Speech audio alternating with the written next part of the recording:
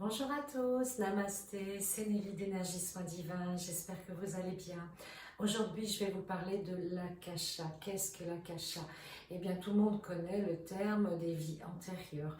Les vies antérieures, eh bien, en soins karmiques, on appelle ça les annales akashiques. En fait, c'est une grande bibliothèque.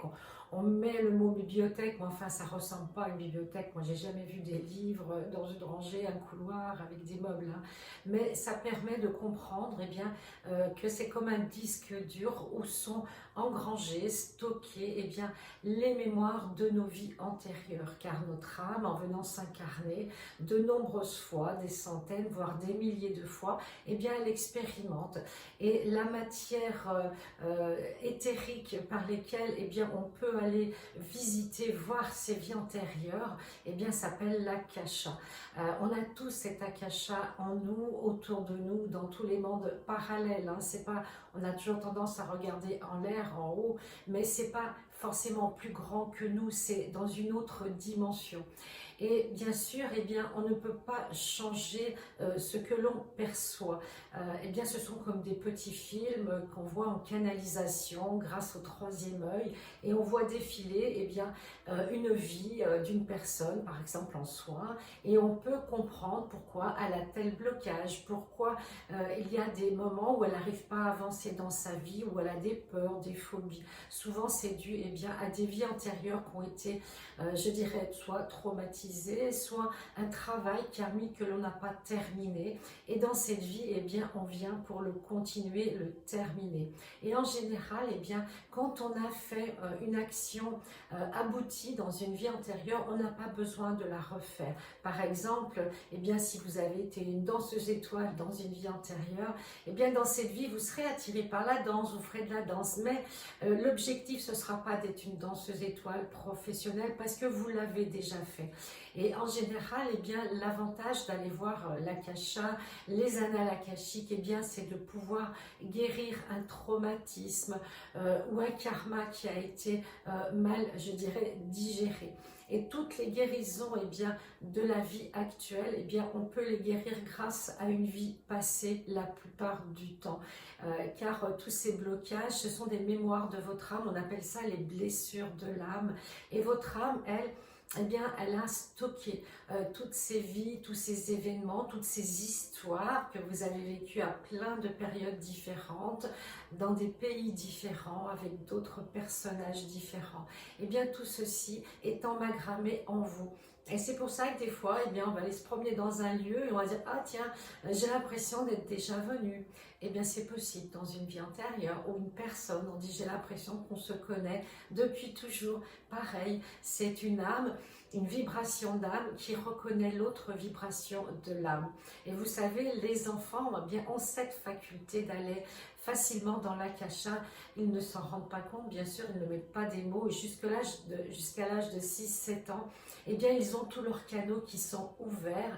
Et en général, eh bien, ça commence à se fermer après 7 ans jusqu'à 14 ans. Pourquoi? Parce qu'ils arrivent dans le chakra plexus solaire qui correspond au mental. Ils mentalisent et là, si vous voulez, ils commencent à se comparer, à apprendre, à tout ce que la société, les humains leur disent. Et c'est malheureusement, ça leur ferme leur perception, leur canaux d'intuition. Ils n'ont plus cette pureté, ce naturel qu'on a dans la toute petite enfance. Et donc, en général, dans une lecture, moi je parle pour mon cas, on voit entre 3 et 4 vies passées. Et celles qui viennent en soins, eh bien, c'est parce qu'on a le droit maintenant de pouvoir la libérer, de pouvoir la purifier, de se pardonner si on a commis des actes pas très sympas. Et c'est vraiment le but de libérer ces mémoires akashiques qui sont des freins à votre évolution.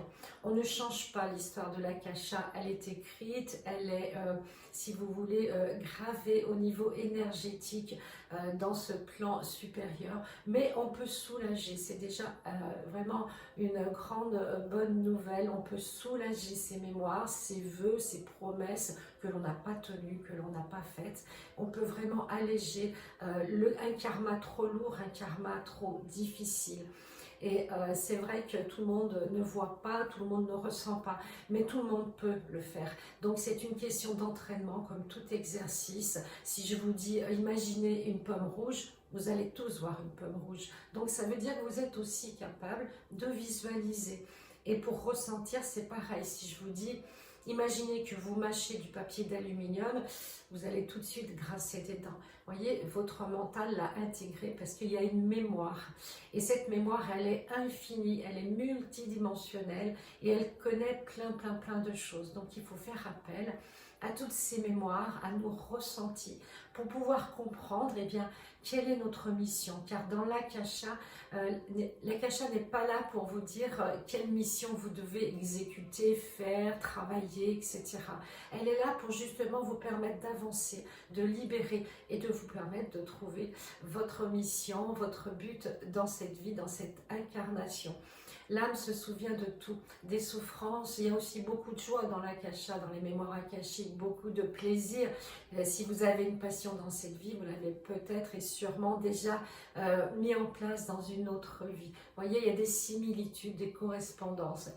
Et tout ce que l'on fait eh bien, est quelque part géré, orienté par vos mémoires akashiques. Voilà, j'espère que cette vidéo sur l'Akasha vous a un petit peu éclairé pour comprendre ce qu'est les mémoires akashiques. On ne peut pas forcer les choses. Des fois, on n'a pas la réponse parce que ce n'est pas le moment pour nous de comprendre. On n'est pas prêt à libérer cette mémoire, ce passé douloureux. Mais ça nous permet aussi d'avancer et d'essayer justement de se mettre à l'intérieur de nous et de nous connecter à notre âme divine et de ressentir tous les bienfaits que l'on peut engendrer en étant connecté à son soi supérieur. Voilà, je vous souhaite plein de bonnes choses. Prenez soin de vous. Namasté.